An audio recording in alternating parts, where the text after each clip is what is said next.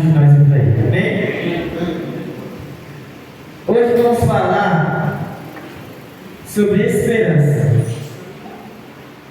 Eu vou falar aqui de um jovem que eu acho que já foi falado aqui na igreja uma vez já. Ele era um príncipe e provavelmente seria um futuro rei. Mas ainda jovem, criança, ele passou de um príncipe a um aleijado, ao mendigo. E assim ele perdeu todas as suas esperanças.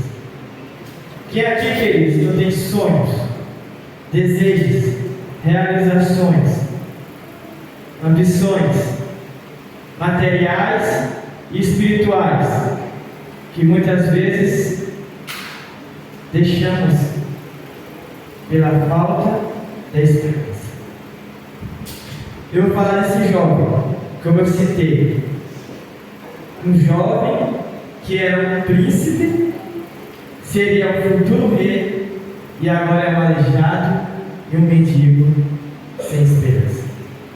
Vamos abrir essa Bíblia lá em 2 Samuel 9.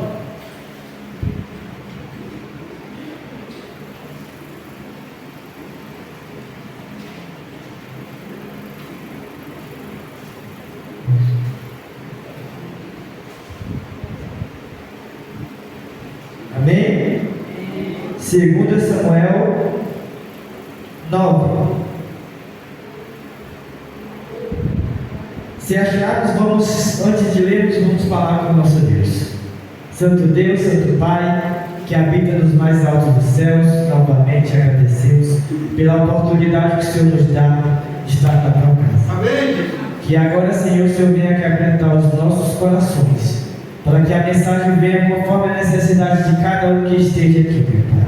Que teu Santo Espírito possa agora estar nos seus corações e em suas mentes, e que eu não venha falar de mim, mas sim movido e inspirado pelo teu Santo Espírito.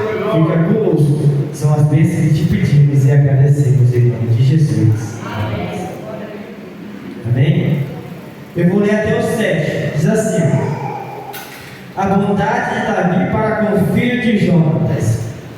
Disse Davi: resta ainda porventura alguém da casa de Saul, para que use de bondade para com ele por amor de Jonatas? Havia um servo na casa de Saul, cujo nome era Zibá. Chamando-no que viesse a Davi, perguntou-lhe o rei: és tu Zibá? Respondeu: sou eu mesmo, o teu servo. Disse o rei: não há ainda alguém na casa de Saul, para que eu use de bondade para com ele? Então Zibá respondeu: ainda há um filho de Jonatas, aleijado de ambos os pés. E onde estás? Perguntou o rei. Zibá lhe respondeu: está na casa de Maqui, filho de Abel, em Lodebar. Então mandou o rei trazê-lo de Lodebar, da casa de Maqui, filho de Abel. Vindo Mefibosete, filho de Jonatas, filho de Saul e Davi, inclinou-se prostrando-se com o rosto em terra, disse Davi: Mefibosete, ele disse: eis-me aqui o teu servo. Então disse Davi: não temas, porque usarei de bondade para contigo, por amor de Jonas, teu pai, e te restaurarei todas as terras de Saul, teu pai, e tu comerás para sempre a minha mesa. Amém? Antes do sermão, antes que passe sobre a esperança, eu vou contextualizar essa história, para a gente entender um pouquinho quem foi Mefibosete.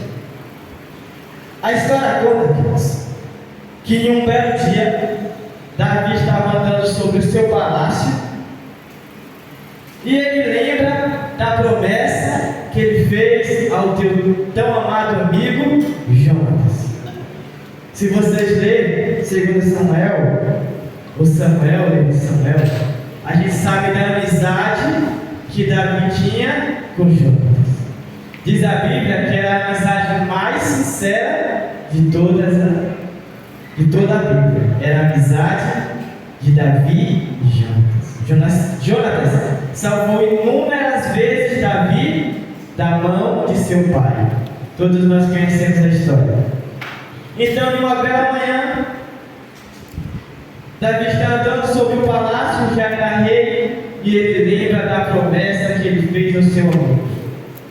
A promessa que, se um dia ele se tornasse rei, para ele não exterminar com a descendência de Saul, de Jonatas.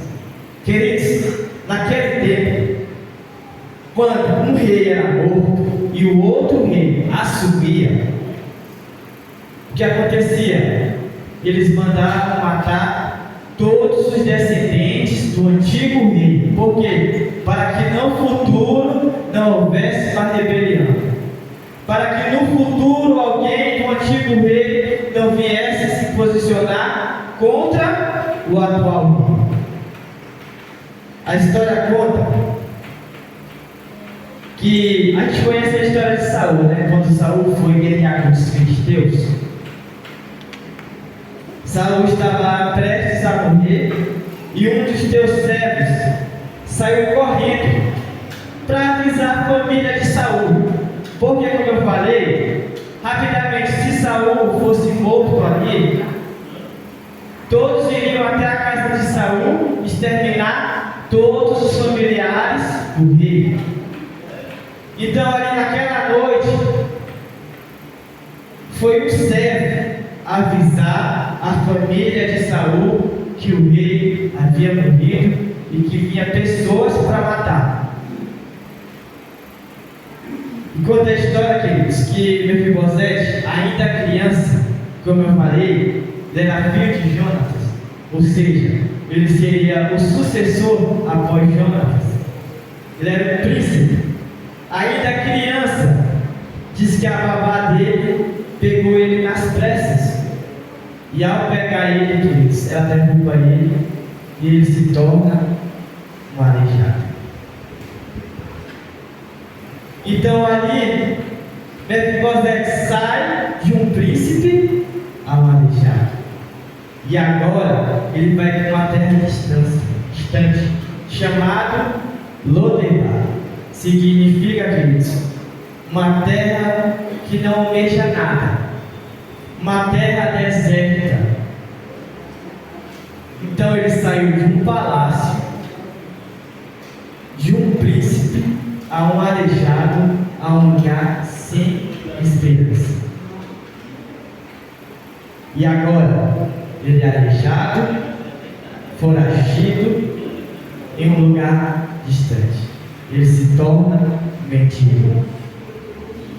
Mas aí, naquela manhã, Davi lembra da promessa que ele fez ao seu amigo. Olha, eu fico imaginando Davi, geração para Davi, tu serás o futuro rei de Israel. Mas me faz uma promessa, não extermina com a minha descendência. Então Davi lembrou da promessa que fez ao seu amigo. E aí ele manda chamar Ziba, um antigo servo de Saul, e fala: Ziba, ainda existe alguém, algum filho, algum neto, alguém da casa de Saul, para que eu haja de bondade para com ele? E Ziba diz assim: ó meu rei, existe. Existe Mefibosete, mas ele é aleijado. Aí já vem um preconceito, né? Mas Davi disse: não. E onde que ele está? Ele está em Lodebar. É como se ele falasse assim: ele está num dos piores lugares do mundo. E Davi diz assim: então vai lá, manda chamar Mefibosete. E agora, queridos, eu fico imaginando quando Ziba, com os homens de Davi, chegam até Mefibosete. Um homem aleijado, mendigo, sem esperança. Ele deve pensar assim: eles vieram me matar. Eu sou o último da descendência de Saul. Eu acho que nesse momento o coração de Mefibosete acelerou, dizendo: esses serão meus últimos passos. E eu acho que ele ficou pensando de um príncipe, de um futuro rei, a um aleijado que será morto em praça pública. Então Ziba leva Mefibosete até o rei. E ao chegar a Davi, ele prostra diante de Davi e diz: ó meu rei, o que tu espera de ti? O que tu espera de mim? Então Davi, queridos, fala: levanta. Eu fico imaginando Davi falando: você é filho do meu melhor amigo. Se vocês forem ler os versos, Davi fala assim: eu te darei todos os bens de Saul, todas as terras que ele conquistou. Naquele tempo, Davi já tinha conquistado todo Israel praticamente. Então ele deu a Mefibosete tudo que o seu avô, tudo que era por direito, aí ele teve vontade para com aquele homem, e a esperança reinou novamente em seu coração. Queridos, essa história de Mefibosete vamos trazer para nós hoje. Estamos chegando a mais um fim de ano. Como está a nossa esperança? Estamos desanimados? Como está o seu relacionamento com Deus? É sempre assim, queridos. Quando chega o final de ano, a gente começa a relembrar tudo que a gente prometeu no começo do ano. E a gente percebe que a gente não chegou nem um tiquinho daquilo que a gente prometeu antes. Mas a esperança é tudo. O Senhor Jesus, Ele é a esperança. Amém.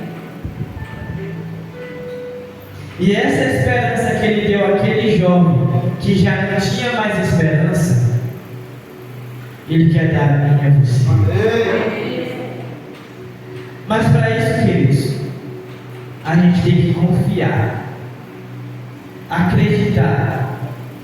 A minha mãe, ela pregou semana passada sobre a esperança de José, né? E tinha uma frase lá que dizia assim, José foi um homem que fez tudo de bom perante a Deus, mas mesmo assim ele passou e teve que passar pela aprovação.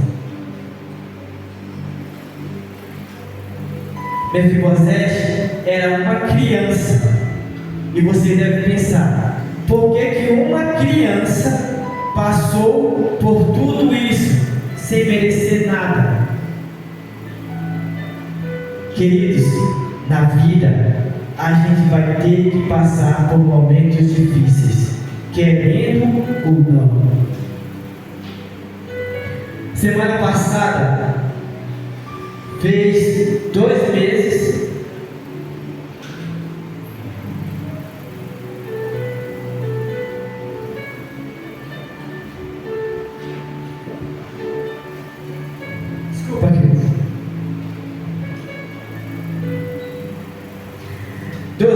que eu perdi meu tio.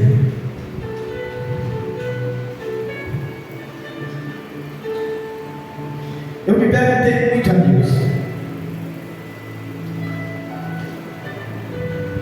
Queridos, eu estava em casa, tinha acabado de chegar do serviço, tinha comprado um peixe, que era a comida que ele mais gostava.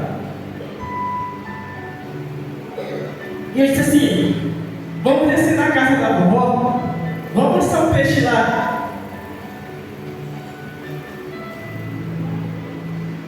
E já era umas 7 horas da noite quando o telefone toca. E disse assim: ah, vim correndo, porque aconteceu um acidente com teu tio. Do jeito que eu estava, descalço, eu acho que eu peguei uma chinela da minha prima.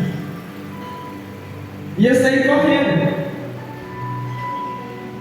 Quando eu chego, ele estava no chão. E ele tentou se levantar 2 vezes. E eu nunca vou esquecer isso. Eu disse assim: tio, se acalme. Eu estou aqui, eu cheguei, vou levar o senhor para o hospital. E a ambulância já estava lá, e eu fui com ele até o hospital. Parecia que ia ocorrer tudo bem. Ele não tinha nenhuma arranhadura. E eu me lembro que eu cheguei em casa e agradeci a Deus: Senhor, muito obrigado. Quando eu vou dormir, minha mãe, acho que ela já é 1h da manhã, ela bate em mim assim e diz assim: filho, teu dia acabou de chegar no seu corpo, que ainda estava na raposa. E ela disse assim para mim, eu nunca vou esquecer: ele está sendo entubado. Nessa hora, queridos,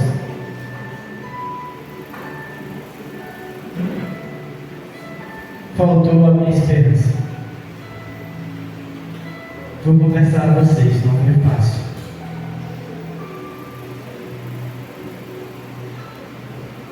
E eu pensei assim comigo: Senhor, eu nunca perdi alguém tão próximo da minha família. Como é que eu vou suportar?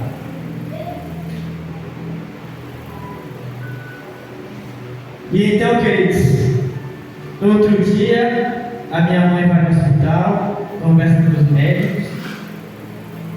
Aí passa 2 dias depois, ela volta e ela me liga: filho, os médicos despacharam teu tio. Eles falaram que se ele tiver fé, ora.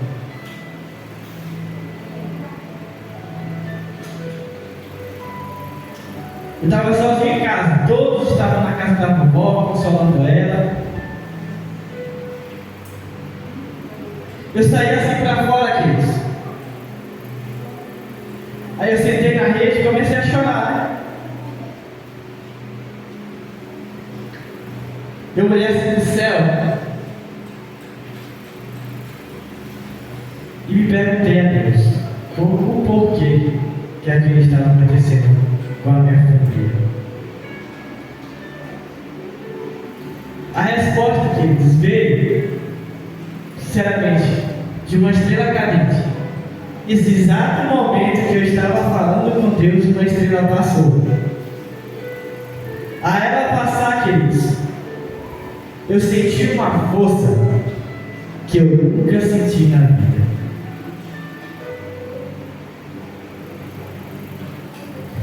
Eu sabia que ali era a mão de Deus. Eu sabia que por mais que Deus é capaz de abraçar o mundo todo com um abraço só, Ele se fez tão pequeno para me abraçar um pecador.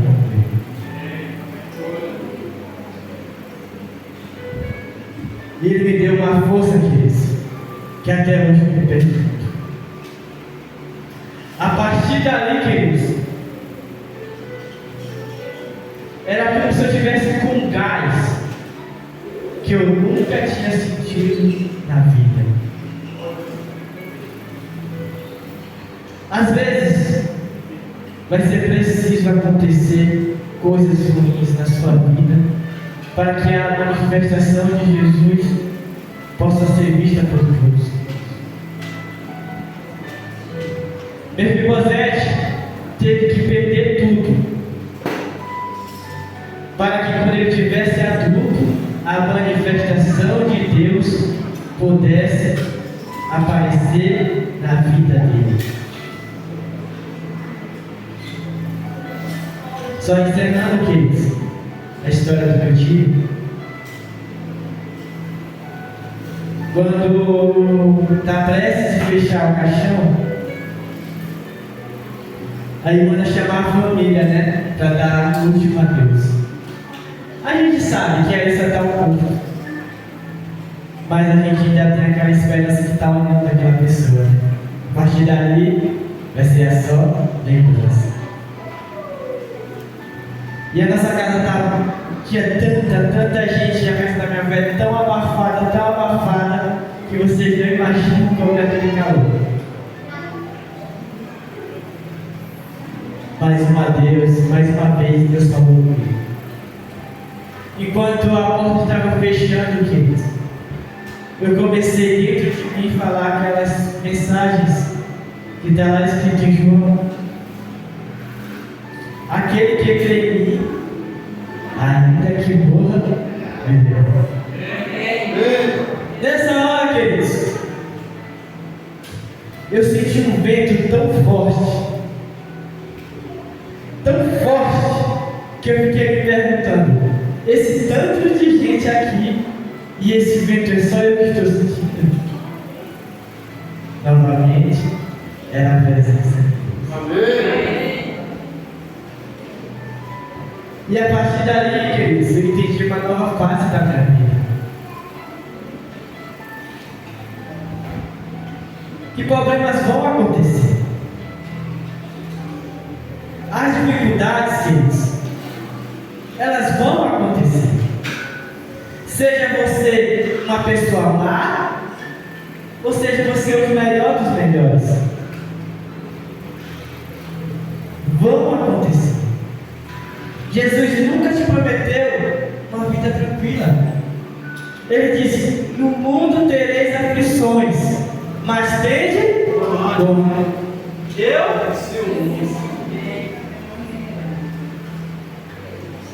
O que ele espera de mim e de você? Esse ano, essa garra, essa força.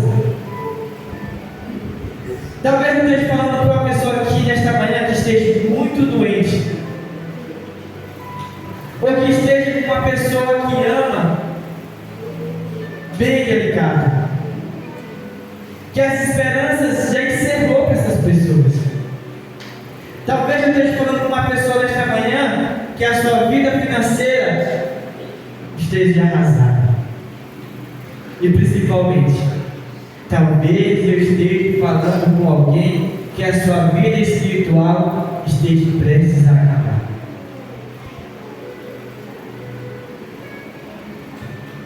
Mas eu não. Deus quer falar para você nesta manhã que não importa o tão longe e o tão distante você esteja dele, porque o braço dele vai até você e vai trazer vida. Paulo diz que nada neste mundo pode nos afastar do amor de Deus. Nada disso. Seja você fazendo coisas ruins, ou seja você fazendo coisas boas, Deus te ama da mesma forma. Querido, não pense em desistir, porque a tua vida está bagunçada. Eu vou desistir porque o meu casamento está um desastre. Eu vou desistir porque os meus filhos só me causam preocupações. Eu vou desistir porque eu oro e nada de bom acontece na minha vida. Espere Deus. Amém. Confia nele. Entrega teu caminho a ele, como o salmista Davi fala. Alegra-te no Senhor e ele satisfará os desejos do teu coração. Entrega teu caminho ao Senhor, confia nele mais. Para encerrar, queridos,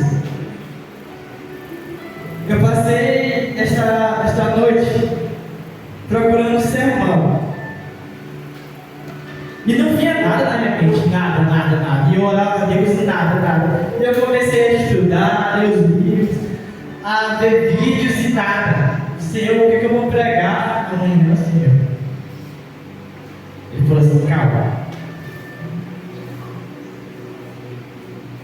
E eu comecei a pregar um pouquinho de um pouquinho de outro, para encerrar aqui.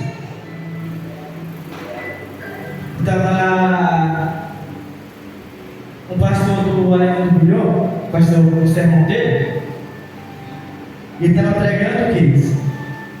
Sobre não desistir. Ele estava pegando uma passagem de Paulo que dizia assim Paulo dizia assim: por mais que eu quero ser perfeito, eu não consigo ser perfeito.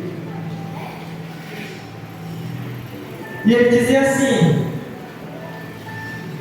nos primeiros versos, que nós temos que ser perfeitos. Nos primeiros 2 versos, eu me esqueci agora o capítulo. E no verso seguinte ele dizia assim: mas nós nunca vamos ser perfeitos. Aí no outro verso ele diz: mas temos que ser perfeitos. Era uma contradição, queridos. Estamos encerrando. Como vamos ser perfeitos? Ou será se temos que ser perfeitos? Ou será se temos que buscar a perfeição? O que vocês esperam? O que vocês acham? Buscar a perfeição. Temos que ser perfeitos? Somos perfeitos? Ou temos que buscar a perfeição? Buscar a perfeição. E se eu falar para vocês que temos que ser os 3? Mas por enquanto a perfeição é buscar. Se a gente for só querer buscar a perfeição, a gente vai cair naquele velho dilema. Eu errei hoje, posso errar amanhã, posso errar depois e posso errar depois. Porque Deus me perdoa. Não é verdade? Verdade.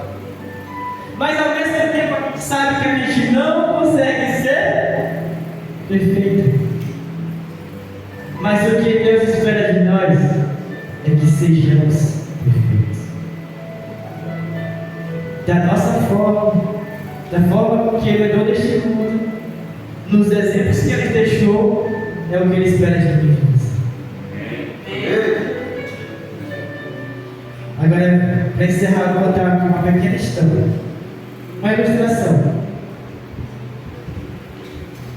Uma vez, um jovem, um homem já, ele olhou uma borboleta, um casulo,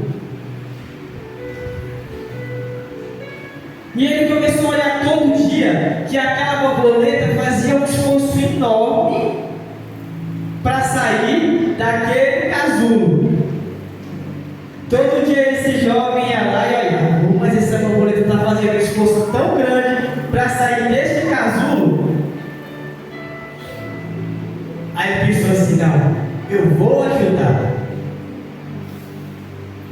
Um dia ele foi lá no casulo, ele ajudou a borboleta, ele começou a quebrar o casulo, e a borboleta saiu dali. Mas ela saiu com defeito, queridos, com as asas muito pequenas,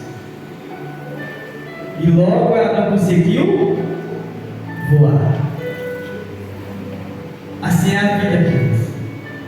Quando a gente está em uma aprovação, a gente tenta sair. Tem pessoas que ajudam a gente a sair, mas é preciso passar, porque só depois do processo a gente vai ter asas suficientes para voar. Espere o processo que Deus está fazendo na tua vida. Amém. Porque no momento certo, na hora certa, você vai ter força suficiente e asas grandes para voar. Amém. Amém? Vamos ficar de pé. Eu vou pedir para o irmão escolher